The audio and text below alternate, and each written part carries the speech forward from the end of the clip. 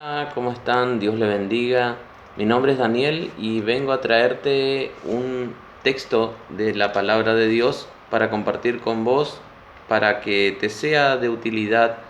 A mí me sirvió, me edificó, así que espero que también te sirva. El texto está en el libro de San Lucas, capítulo 4. El título es La tentación de Jesús. Comienza diciendo así: Jesús, lleno del Espíritu Santo, volvió al Jordán y fue llevado por el Espíritu al desierto por 40 días y era tentado por el diablo. Y no comió nada en aquellos días, pasados los cuales tuvo hambre. Entonces el diablo le dijo: Si eres el Hijo de Dios, di a estas piedras que se conviertan en pan. Jesús respondiéndole dijo: Escrito está, no solo de pan vivirá el hombre, sino de toda palabra de Dios. Y le llevó el diablo a un alto monte, y le mostró en un momento todos los reinos de la tierra. Y le dijo el diablo: A ti te daré toda la potestad y la gloria de ellos, porque a mí me ha sido entregada, a quien quiero la doy. Si tú postrado me adorares, todos serán tuyos.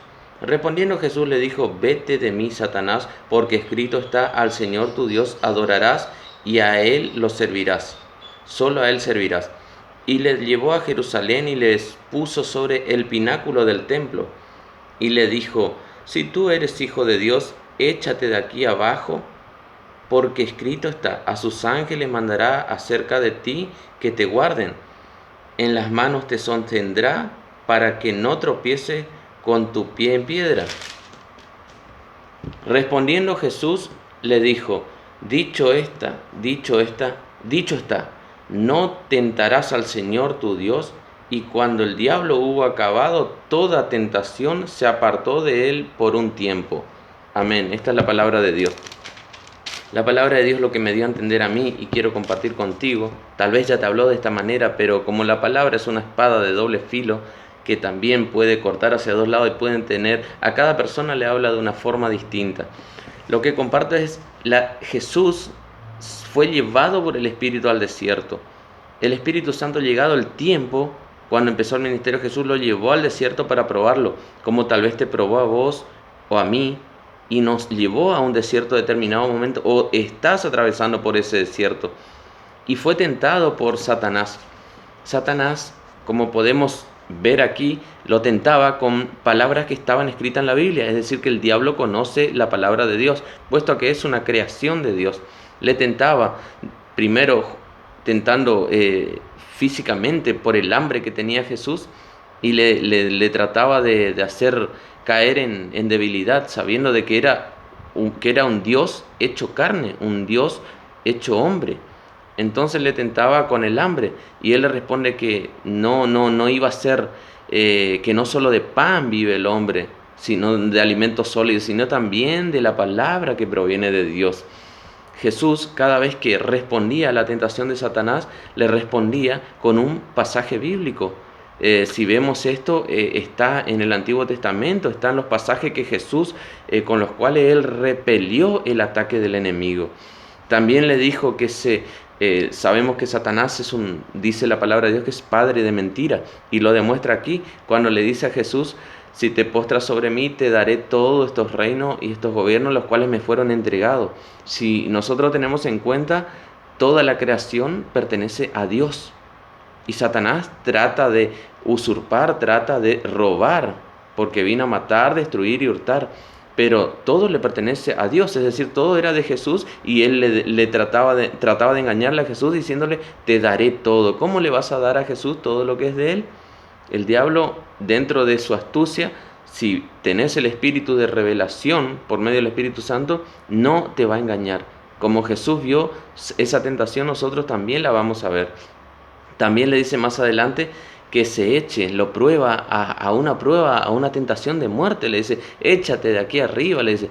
Y tengamos en cuenta que Satanás lo tomó a Jesús y lo llevó al pináculo del templo. Dice, lo llevó al pináculo, lo puso allá arriba al pináculo del templo.